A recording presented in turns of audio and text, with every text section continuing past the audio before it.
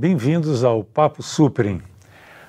Hoje nós temos aqui o Eugênio Giovenardi, que é um sociólogo que vem há muito tempo batalhando na área ambiental, inclusive ele gosta de ser denominado um ecosociólogo.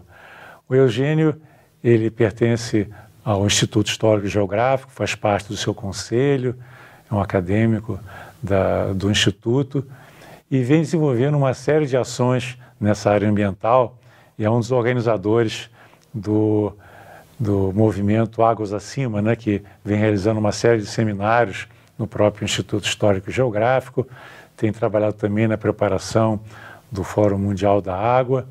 Então vamos conversar um pouco sobre todo esse trabalho que vem sendo desenvolvido de preservação das águas, que é algo tão importante. Então eu queria que você, Eugênio, inicialmente nos falasse um pouco como é que surgiu essa sua paixão pelo meio ambiente, a sua paixão pela preservação das águas. Como é que foi esse processo? Bom, primeiramente, quero agradecer à TV Suprem essa oportunidade de levar aos seus ouvintes esta mensagem de vida que é a água.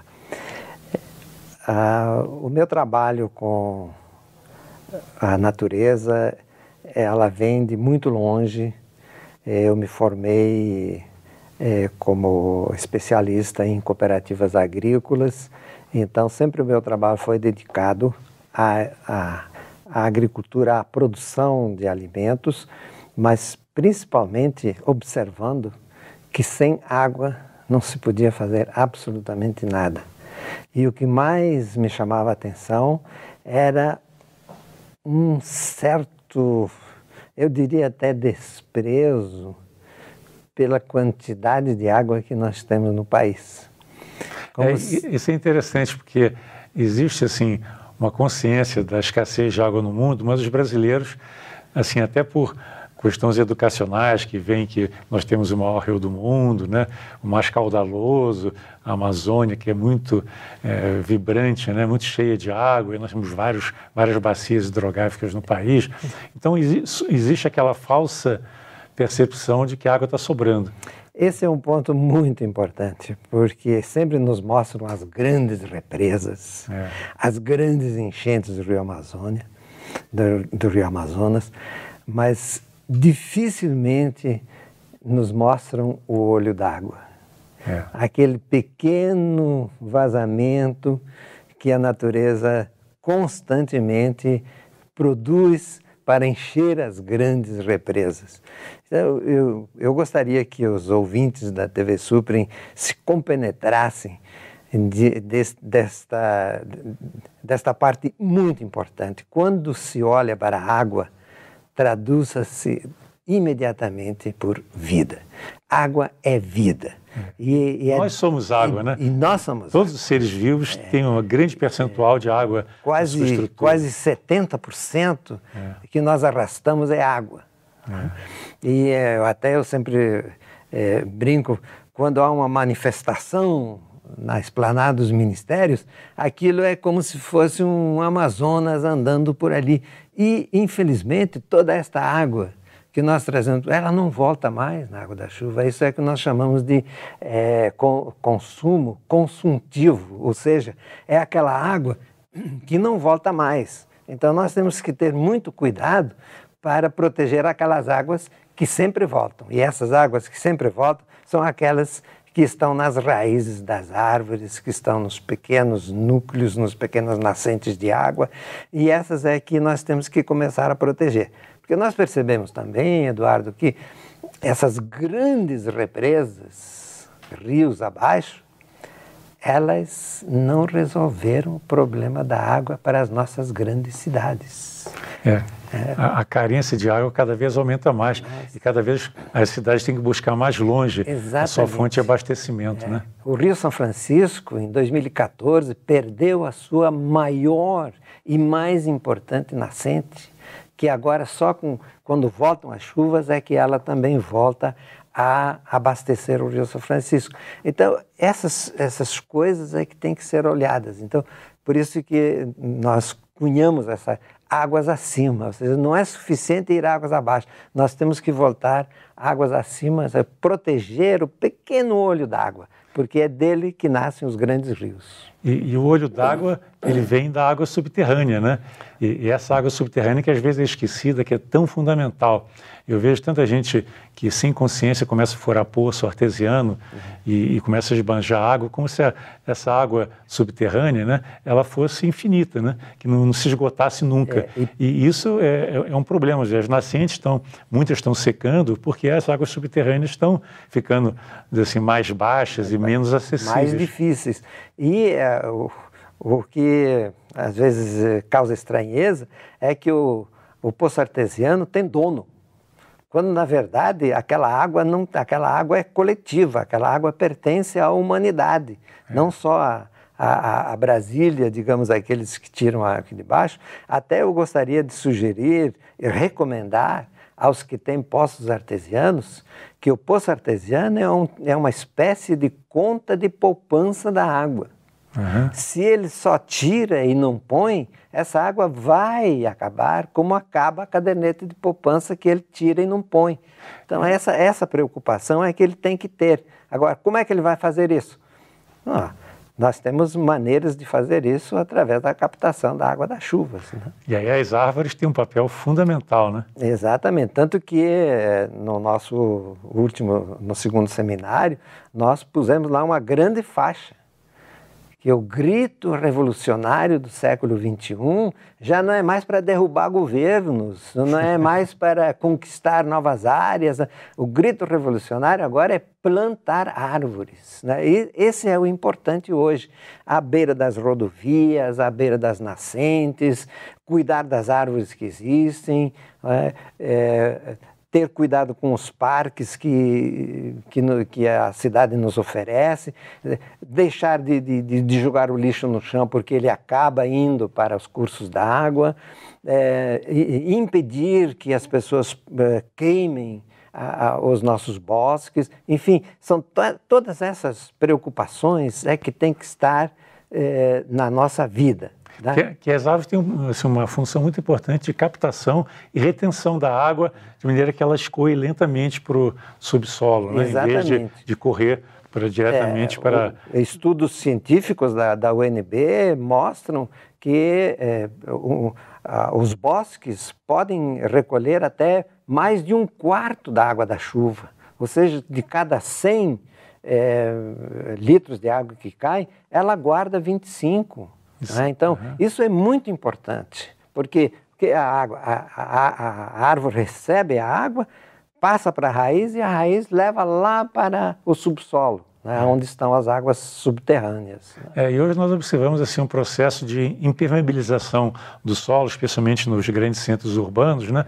E isso associado à exploração não racional do lençol freático, né, dessa água subterrânea, acaba gerando uma escassez cada vez maior. Você tem algumas estatísticas, né, de quanto o nosso lençol freático tem decrescido, né, as nossas reservas subterrâneas. Na verdade, Brasília foi construída em cima de 4 aquíferos, sem saber quanta água tinha lá embaixo. E sem saber quanta água tinha lá embaixo, nós começamos a retirar água. Então, aqui no Distrito Federal nós temos aproximadamente 30 mil poços artesianos, dos quais, segundo informações da DASA, mais de 1000 talvez secaram. Por quê? Acabou a água. Então esse investimento é um investimento irracional. Nós temos que investir e buscar a água lá onde realmente ela pode ser sustentável através do processo de captação da água da chuva, né? Então isso é que me parece importante. E outra coisa é que nós esquecemos que a fila da água é muito grande.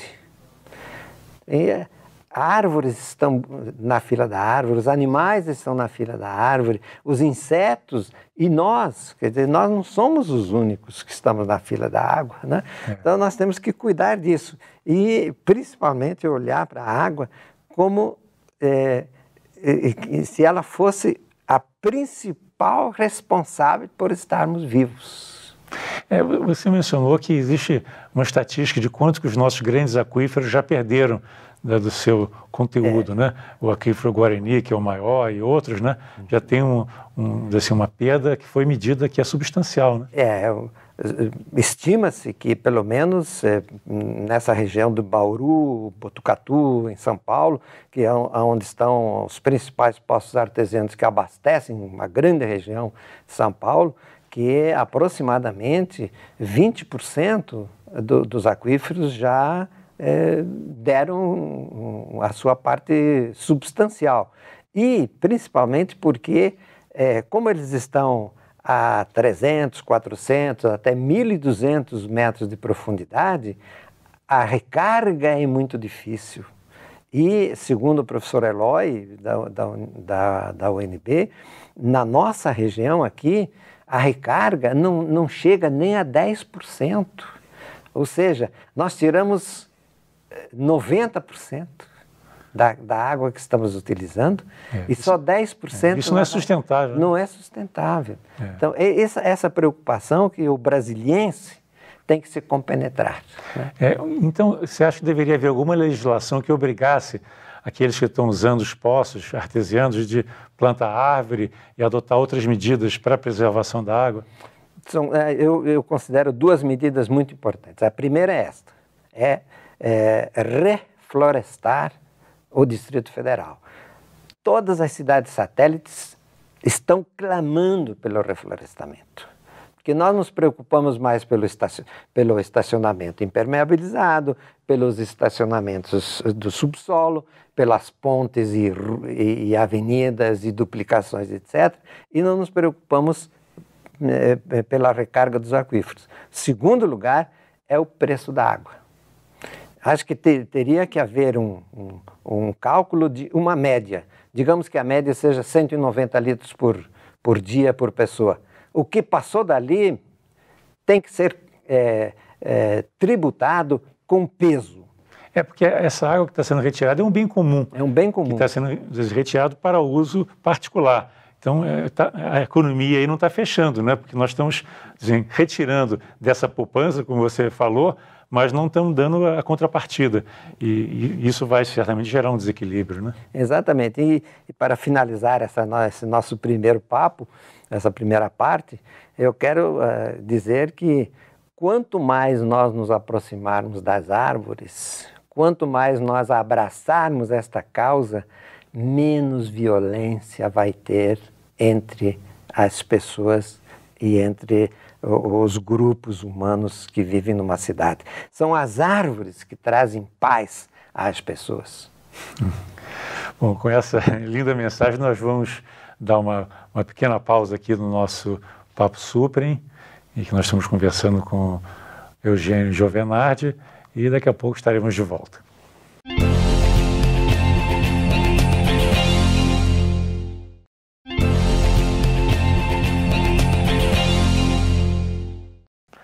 Estamos de volta com o nosso Papo Suprem, e hoje nós estamos conversando com Eugênio Giovenardi, que é um ecossociólogo do Instituto Histórico Geográfico. E antes do intervalo ele estava comentando sobre a importância das árvores, não só como retentoras, né, da umidade, retentoras das águas, mas também como um instrumento que psicologicamente propicia paz à humanidade, né? E realmente a gente percebe, quando nós estamos junto à natureza, junto das árvores, nós sentimos mais integrados, mais felizes, mais até energizados, né? E isso é uma coisa assim que está sendo até estudada cientificamente, né? Que existe até uma síndrome que foi já detetada, que é a síndrome do déficit de natureza. As pessoas ficam muito afastadas da natureza, acabam ficando doentes pela falta desse contato que é extremamente salutar. Exatamente. Essa é uma das minhas preocupações. Eu não temo em dizer que todos os meus escritos têm esse fundo filosófico e sociológico no sentido de aproximar as organizações que têm vida. As árvores têm vida, os animais têm vida, as pessoas têm vida, quanto mais essas organizações se aproximam, se compreendem, isso gera um sentimento de paz, isso gera um sentimento de vontade de viver. Parece que o mundo está perdendo um pouco essa vontade de viver, né? Tantas lutas, tantas mortes, tantos assassinatos. Eu fico impressionado com o nosso país. O ano passado, 65 mil assassinatos. É chocante, né? Realmente são números que chocam muito. E, em grande parte, eu acho que é a falta dessa percepção de unidade da vida, né? De percepção que todos os seres fazem parte dessa mesma maravilhosa natureza. Esse afastamento do homem da natureza e também dos outros homens, que no fundo é uma coisa só, eu acho que é em grande parte responsável por esse estado de beligerância, de competição que nós percebemos. Inclusive, eu estou mandando para uma editora de Brasília um livro chamado Uma Obra em Verde. E nesse livro eu tento mostrar que a agressividade humana, ela nasce na medida em que nós nos acostumamos a não respeitar as outras vidas fora da espécie humana. Com que facilidade nós, com um facão, com uma motosserra, com fogo, nós destruímos árvores. Sem ter a consciência de que nós estamos atacando vidas. Então o passo, se com a mesma facilidade com que eu derrubo uma árvore, eu dou um tapa na outra pessoa. Essa falta de compreensão do que significa realmente a vida, o que as árvores estão fazendo? As árvores estão cooperando conosco. Né? E nós estamos respondendo com agressividade com as árvores. É a falta de percepção que a cooperação é fundamental na natureza. Absolutamente. Existe muita cooperação, tanto no reino vegetal como no reino animal, embora o que a gente perceba seja mais o lado competitivo, que também há.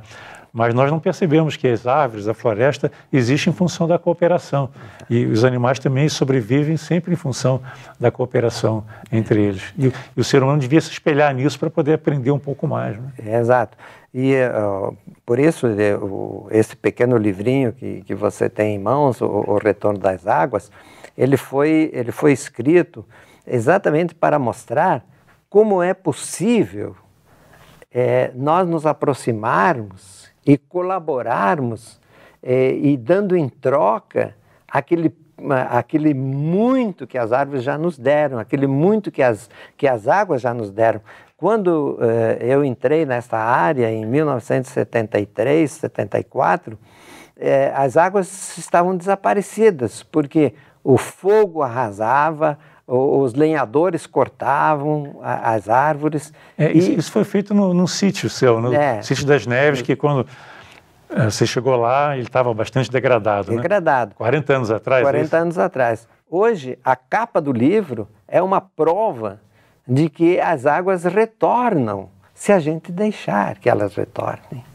E como deixar que as águas retornem? Deixar as árvores cumprirem o seu papel. E essa revolução é que nós temos que apoiar, porque ela vem só nos dar benefícios. As árvores não nos causam malefícios, as árvores só nos dão benefícios. E o maior benefício que ela nos traz, além da água, é esta paz, essa tranquilidade, essa serenidade. Né? E de mais a mais, as árvores têm muito mais experiência do que nós. Elas têm bilhões de anos e nós só temos milhões de anos de experiência. Existem muitas árvores centenárias que já presenciaram, né, exato, assim, um período muito maior que o nosso. Então, o respeito, né, a todas essas árvores é fundamental. Eu li esses dias, numa revista, encontraram uma árvore na Suécia que tem aproximadamente 950 anos. Puxa, que coisa. É uma árvore que tem história, é uma árvore que pode contar todas as vicissitudes que o planeta passou.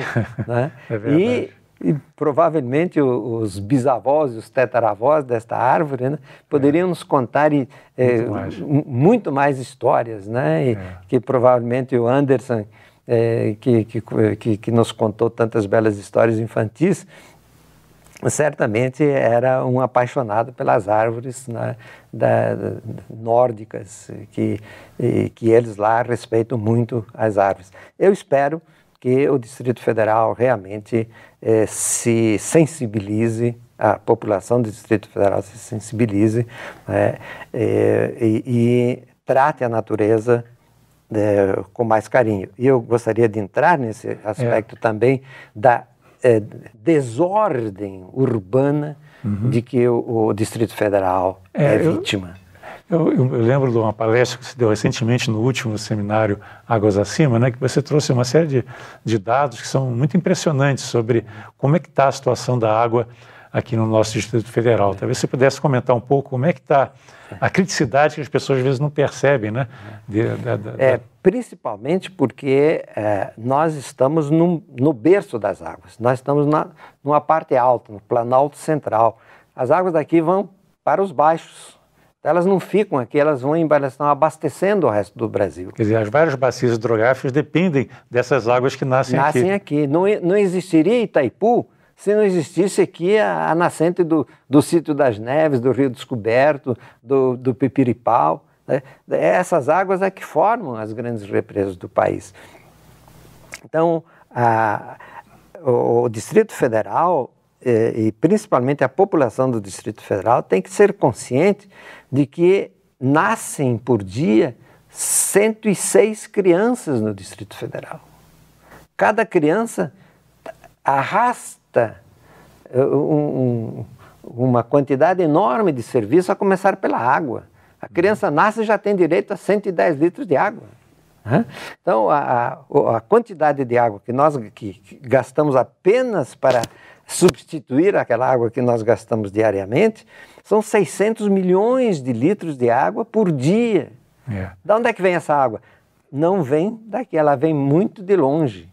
Daqui a pouco ela virá lá de Corumbá 4, quanto é que vai custar essa água? E além do consumo humano, existe um grande desperdício também nas águas utilizadas pela pecuária e pelas plantações, a soja, etc. Né? Principalmente os pivôs centrais, que gastam bilhões de litros por dia, né? E há que se pensar também, e a Embrapa está pensando nisso, os órgãos de investigação, que o sistema radicular da soja, por exemplo, do milho, do feijão, eles não são aptos a infiltrar água para a recarga dos aquíferos. Essa água que nós estamos gastando para a agricultura, a maior parte dela se foi. Ela é só um gasto. Então, e hoje existem técnicas, por exemplo, de corredores vegetais entre um corredor de soja, um corredor de milho, tem que ter um corredor vegetal de vegetação nativa, porque ela é que tem experiência. Porque a árvore do cerrado ela tem uma raiz muito profunda, né? Exato. Ela é maior para baixo do que para cima. Ela tem experiência de viver numa área que tem 6 meses de seca. É isso que nós temos que aprender com as árvores do cerrado. Essa experiência é que tem que ser repassada à população. Então, eu considero que o Distrito Federal já está lotado. Aqui deveria ser proibida a entrada de mais ninguém, né? Porque ou aquele que entra se compromete a pôr água no chão, ou então ele terá que se localizar em outro lugar, porque aqui já não tem mais espaço para isso. É um pouco doloroso, um pouco cruel dizer isso, porque nós já estamos aqui, mas não é isso, é em benefício das próprias pessoas que vêm. Porque as pessoas que vêm agora, elas vão ter problema. Ou elas, ou os netos delas vão ter problemas de água no Distrito Federal. Existe já alguma previsão de que a escassez virá dentro de poucos anos, né? O Conselho Hídrico do Distrito Federal programou dificuldades tremendas para 2040. Né? Ora, 2040... Talvez você esteja vivo, mas eu não. Mas os netos dos meus netos vão estar aqui. Então, se a gente quiser pensar na água, a gente tem que pensar no futuro. E esse futuro, ele vem rapidamente. Né? 10, 15 anos passam rapidamente. Se a gente não se der conta disso, as nossas condições chamadas qualidade de vida, elas vão perder muito. Então, eu queria que você falasse um pouco sobre esse trabalho do Fórum Águas Acima e também da preparação para o Fórum Mundial da Água, que vai acontecer aqui em Brasília em 2018, que é um marco importante dentro dessa luta, né, dessa boa luta em prol das águas. O que eu não gostaria que o Fórum Mundial da Água de 2018 viesse a repetir as mesmas queixas e as mesmas lamentações, né? Eu gostaria que o Fórum Mundial da Água pusesse o dedo na ferida. E o dedo na ferida significa controle de todas as populações que gastam água sem repor. E entre elas estão principalmente a bovinocultura e todo o resto de animais e a espécie humana. Então, quanto mais cresce a espécie humana, mais nós temos necessidade de ter grandes rebanhos. Só para lembrar, a população do Brasil é de 204 milhões de habitantes, Eduardo, e 212 milhões de bovinos. Tem mais vaca que gente, né? E ainda se fala em sustentabilidade. Não pode ser. Eu acho que duas coisas são para os próximo milênio, controlar, quer dizer, encontrar o ponto ideal da população mundial, da população humana mundial, né? Sem atentar contra a vida de ninguém, porque parece, às vezes, quando a gente fala em planejamento familiar, que nós temos saudades das pessoas que não nasceram. Não é isso. Nós temos que pensar nas pessoas que estão aqui. A questão de qualidade de vida também. Exatamente. Né? E a outra bom, o que eu preciso para ser feliz nesse mundo? Então, o que é o Fórum Mundial trouxesse também uma mensagem de felicidade não baseada no consumismo, mas baseada naquilo que realmente é importante para mim, para você, para a gente se olhar cara a cara, para eu sentir que Eduardo é uma pessoa importante para o resto do mundo, para o resto da humanidade. É assim que eu tenho que olhar para as pessoas. Que quando nós estamos diante de uma grande cachoeira, né, um grande manancial, com contato com a natureza assim exuberante e não contaminada, vamos dizer assim, isso dá uma grande alegria, né? Pois é. E é algo que a gente está perdendo, todo esse potencial, esses recursos fantásticos que a natureza nos legou e que estão sendo dilapidados pela ganância, né, pela falta de responsabilidade das pessoas. Então, eu acredito que o fórum pode ser um momento de conscientização para as pessoas. Exatamente, principalmente porque quando alguém arranha a lataria de um carro, parece um crime hediondo. Agora, dar um tabefe numa pessoa ou roubar a pessoa, etc., parece uma coisa sem importância. Então, eu penso que o Fórum Mundial da Água ele tem que pensar na vida. O que é importante para a vida. E não a ficar apenas repetindo chavões e que o governo vai fazer isso, que o governo vai fazer aquilo. São todas promessas absolutamente não dispostas a serem cumpridas. E nós acreditamos muito no poder da educação, né? Eu acho que as crianças têm que ser envolvidas nesse processo de conscientização, porque elas é que vão definir o futuro. Você tocou exatamente o ponto. A escola, né? Começa em casa. A escola, na verdade, começa em casa. Né? Quando ela chega na escola, uma das primeiras lições era amar a natureza. Ame, respeite a natureza, ame as árvores, ame a água, etc. Mas não no sentido utilitarista, no sentido de fazer parte, né, de conexão, de pertencimento. Talvez isso é que falte, talvez, na escola, trocar a noção utilitarista. A árvore é boa porque dá sombra, porque dá frutos. Não, ela é boa porque ela é viva e nós dependemos dela, nós somos parte dessa mesma natureza. Né? Perfeito. Então, eu penso que a nossa mensagem foi dada e foi dada a muitas pessoas, aqueles que cuidam das águas do Gama, aqueles que cuidam das águas de Cachoeirinha e todos os demais aqui do Parque da 513 ou 213, né? O Parque Olhos d'Água. Todos esses aí estão nos dando apoio e nós estamos dando apoio a eles porque eles estão dando apoio à humanidade. Eugênio, muito obrigado pela sua presença aqui, trazendo essa mensagem maravilhosa. Que você continue aí muito firme nesse trabalho que é tão importante para a gente conseguir valorizar e preservar esse grande bem comum que é a água. Até a próxima, então, obrigado pela participação de todos. Encerramos aqui mais esse Papo Supre.